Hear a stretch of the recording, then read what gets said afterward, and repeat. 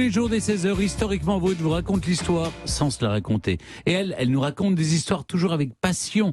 C'est Clémentine Portier-Kaltenbach. Aujourd'hui, de passion, il est question, Clémentine, voire même une passionnariat, puisque vous nous racontez un destin étonnant, celui de Dolores Ibarruri. Exactement, qui elle n'était pas en haut des pyramides, mais tout à fait en bas de l'échelle.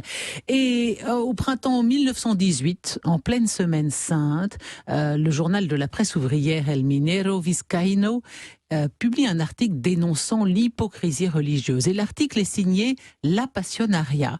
Derrière ce pseudonyme étincelant se cache une certaine Dolores Ibarruri, militante communiste, héroïne de la guerre civile espagnole. Autrement dit, messieurs, avant de désigner dans nos dictionnaires, si on regarde dans un dico, la Pasionaria, c'est la Pasionaria, toute femme passionnée par une cause et capable de galvaniser les foules par son éloquence, eh bien, avant d'être mis à toutes les sauces dans les magazines féminins contemporains, l'expression la Pasionaria désigna Dolores Ibarruri et elle seule, qu'on se le dise une fois pour toutes. Alors, Dolores, elle est née le 9 décembre 1895 dans une bourgade minière proche de Bilbao, au sein d'une famille misérable de 11 enfants. Elle-même quitte l'école à 15 ans. Elle devient couturière et femme de ménage. 11 enfants. Et elle aurait pu le rester toute sa vie. Mais en 1916, elle épouse un mineur, militant socialiste, Julián Ruiz, au contact duquel non seulement elle se met à lire, elle découvre Marx, elle se passionne pour la révolution russe et elle s'engage en politique.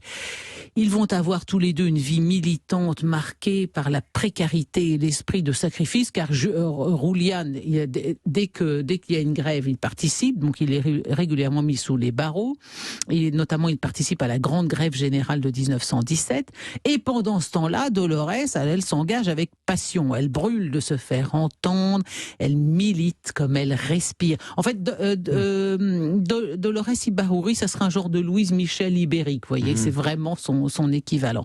En 1919, elle participe à la création du Parti communiste espagnol, dont elle deviendra d'ailleurs membre du comité central à partir de 1930 et même présidente en 1960. C'est quand même un destin militant hors du commun, Dolores Ibarruri.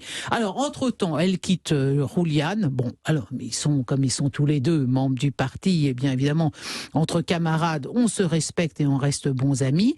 Et elle devient également responsable du journal du parti Monde Ouvrier.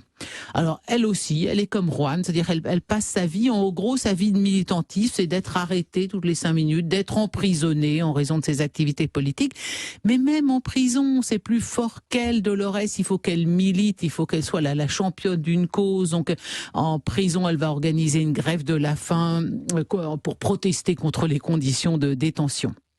Bien sûr, arrive 1933, la montée des périls en Europe.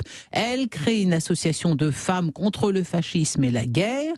Et là, ça lui vaut d'être envoyée en URSS. Enfin, vous imaginez, là, quand même, la trajectoire, là, depuis le début, Bilbao, sa famille de mineurs de 11 enfants. Ça ferait un beau biopic, ça. La voilà, ouais. Mais certainement, je me demande si les Espagnols lui ont pas déjà consacré un film, parce que c'est vraiment une existence extrêmement passionnante et agitée. Donc, elle est envoyée en URSS. Et là, révélation, vraiment, parce qu'elle découvre l'URSS sous un jour. Rappelons que c'est l'URSS, oui, parce que pour les plus jeunes de nos auditeurs... Vous avez raison. Alors, pour les plus jeunes de nos auditeurs, autrefois, la Russie s'appelait l'Union soviétique et ça s'écrivait URSS. Et donc, nous, dans nos cours d'histoire, on disait c'est en URSS, c'est en Russie. Oui. Alors, avec tout ça, Dolores, où en est sa vie de famille? Bon, alors, c'est pas la joie.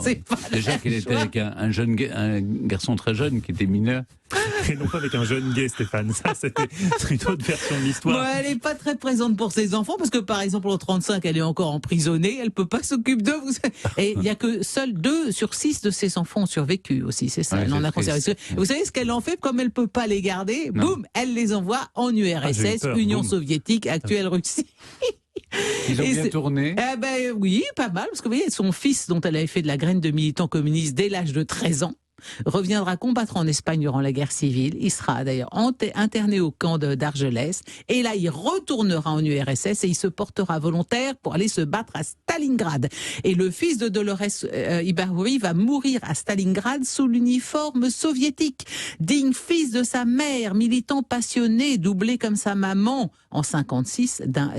Elle devient en 56 héros de l'Union soviétique. Vraiment une âme de fer. Vous vous rendez compte, un Espagnol mort à Stalingrad, voilà, qui ne devait pas courir les rues à l'époque. Mais le fils de la volcanique passionnariat pouvait-il mourir autrement qu'en héros? Quand le Front populaire remporte les élections en Espagne en 36, Dolores Ibárruri est élu député des Asturies. Et c'est dans ses fonctions, au tout début de la guerre civile entre républicains et nationalistes, qu'évoquant le péril fasciste au micro de Radio Unión à Madrid, elle s'exclame « Les fascistes ne passeront pas ». No pasarán. No pasarán. Depuis ce jour, tous les mouvements révolutionnaires où qu'ils se trouvent sur la surface du globe ont fait leur ce cri de ralliement de Dolores Ibárruri, la passionaria, la fille de mineur qui voulait changer le monde. Donc elle était au bas de l'échelle, mais la passionaria et no pasarán, c'est Dolores Ibárruri. Merci de lui avoir rendu sa mémoire. Ouais. Formidable. Merci Clémentine. Et si le film n'existe pas, eh bien, il est à écrire et on va le coécrire tous ensemble.